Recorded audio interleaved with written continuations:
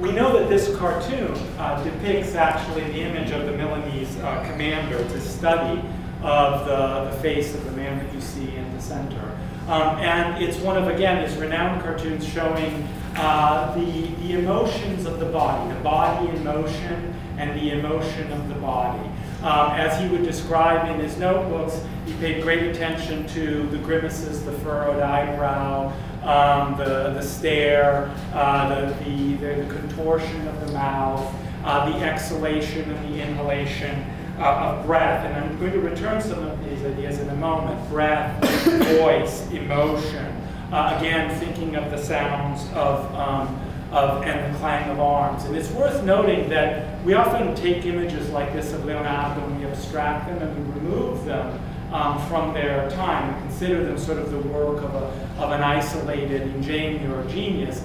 But I think what Leonardo was conveying, or many of the gestures, is he was a student of the gestures and expressions of his time. In fact, one of Leonardo's contemporaries, Benvenuto Cellini, who wrote a famous biography, the Vita, or the Autobiografia, would describe himself in a moment of rage as acquiring these animalesque features. He describes the contortions, the sounds, the words he used with mucchio, the roar that he would make.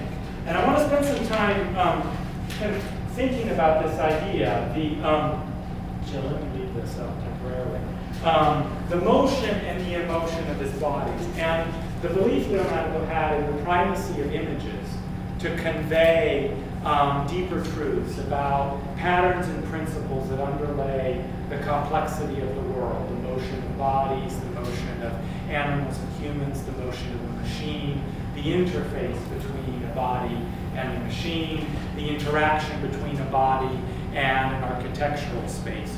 All of those things discernible again. So what I'm trying to suggest to you is Leonardo often made the comment that abbreviators are to be condemned because, in fact, they miss the whole for illustrating the parts. And so any attempt to kind of illustrate Leonardo's thought falls into the trap that he himself identified.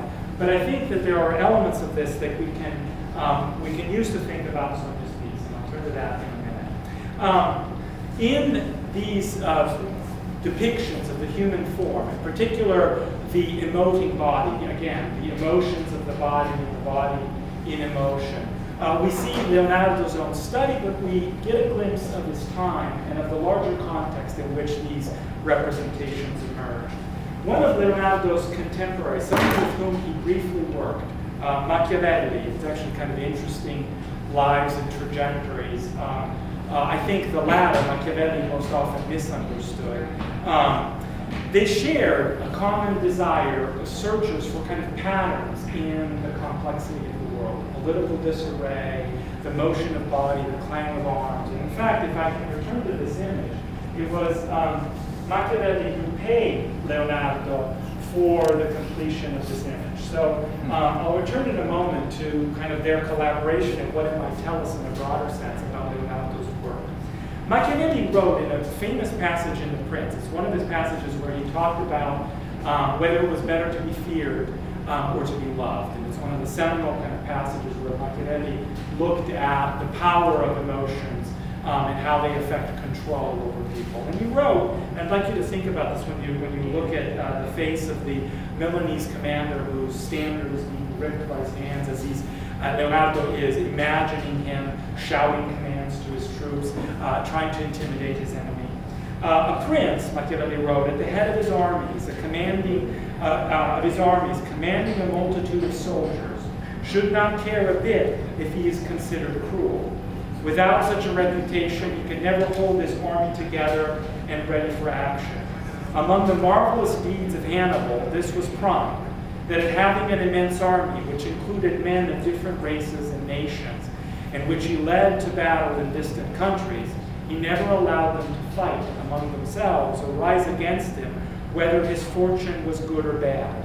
The reason for this could only be his inhuman cruelty, inumana crudeltà, made him object of awe and terror to his soldiers. Without the cruelty, his other qualities, le sue altre virtù, would never have sufficed. So what I'd like to suggest in a second is that you think of Leonardo's meditations on the human form, which we know are commissions that are in a political context, or actually part of a shared interest in human emotions and representing and figuring out the kind of pattern of humanity. What were the laws and principles of how humans interacted with the world and with one another.